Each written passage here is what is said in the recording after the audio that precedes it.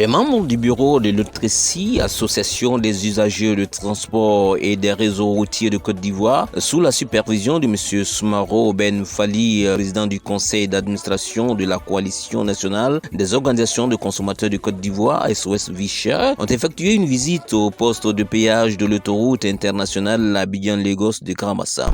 Je suis M. Bérété Mamadou, porte-parole de l'Otrécie. Nous, usagers de la route et association des consommateurs, nous sommes arrivés au poste de péage de Grand Bassam pour venir constater, parce que dans le dialogue, on peut tout obtenir. On peut tout obtenir par le dialogue. Voilà, c'est une voie internationale qui part de Grand Bassam en passant par le Ghana, en passant par le Togo, en passant par le Bénin et jusqu'au Nigeria.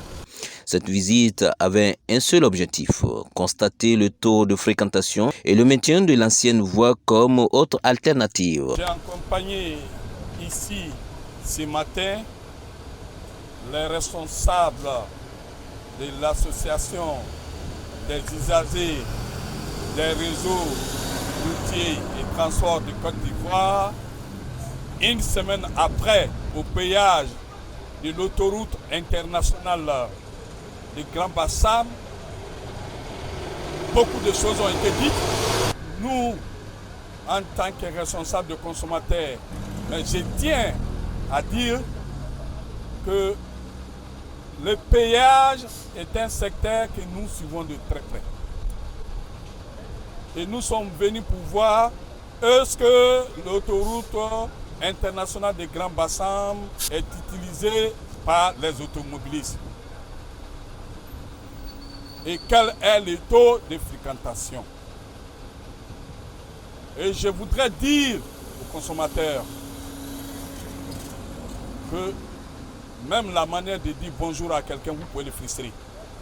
Si notre objectif est d'obtenir quelque chose, mais si notre objectif est d'insulter, alors on insulte et puis on se bat. Mais si nous voulons obtenir quelque chose, il faut utiliser le bon ton, il faut utiliser la méthode d'approche. Il faut, après avoir critiqué, il faut proposer. L'un des droits des consommateurs qui a été respecté ici, c'est le droit au choix, qui est la voie alternative. Après une rencontre avec les uns et les autres, je suis en mesure aujourd'hui de rassurer les usagers que l'ancienne route de Bassam ne sera pas fermée et que l'ancienne route de Bassam ne sera pas modifiée. Je vais l'expliquer de façon simple.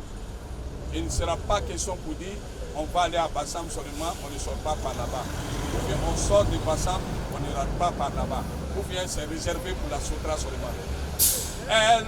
Cette voie, elle sera ouverte 24 heures sur 24 à tous les usagers qui voulaient bien emprunter cette voie-là.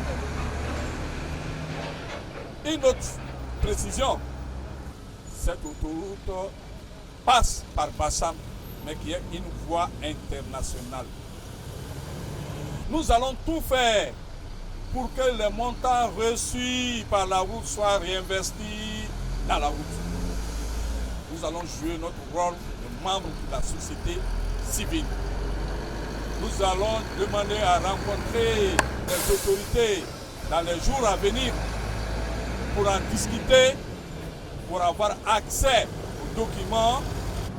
Je demande aux autorités, avec l'ouverture du péage, qu'on évite aussi des barrages fictifs sur la route. Pour dire aux usagers, que ce soit nous, que ce soit les autorités, nous restons à l'écoute à des propositions constructives. Pour tous ceux et celles qui ont des propositions concrètes, nous apporter pour qu'on puisse continuer à développer les réseaux routiers en Côte d'Ivoire. Mais qu'est-ce qui vous fait dire que l'ancienne route de Bassam ne sera pas fermée? Nous avons reçu des assurances de monsieur le ministre de l'équipement et de l'entretien routier, de madame le DG du FER, ministre des Transports. Et cette voie sera ouverte 24 heures sur 24 heures pour l'ensemble des usagers. Il y a certains consommateurs qui disent que normalement qu'on devait consulter les consommateurs ou bien le président des consommateurs. Non, on veut savoir est-ce que le président de l'association des consommateurs a été consulté par rapport au prix. Écoutez, chaque État a sa stratégie. Vous avez des dossiers sensibles. Je vous donne un exemple. Quand on augmente le prix du carburant, même les membres du gouvernement ne sont pas informés d'avance. On peut faire des consultations.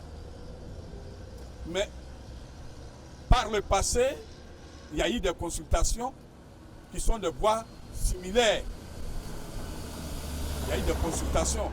Mais je ne pense pas qu'on puisse poser la question individuellement à chaque consommateur. Parce que moi, si vous rentrez dans ce jeu, même si on dit 200 francs, moi je vais dire que c'est cher. En tant que président des consommateurs.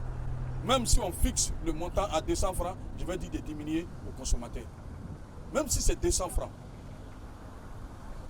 Je vais dire que le pouvoir d'achat du consommateur ne permet pas de payer les 200 francs. Je vous remercie.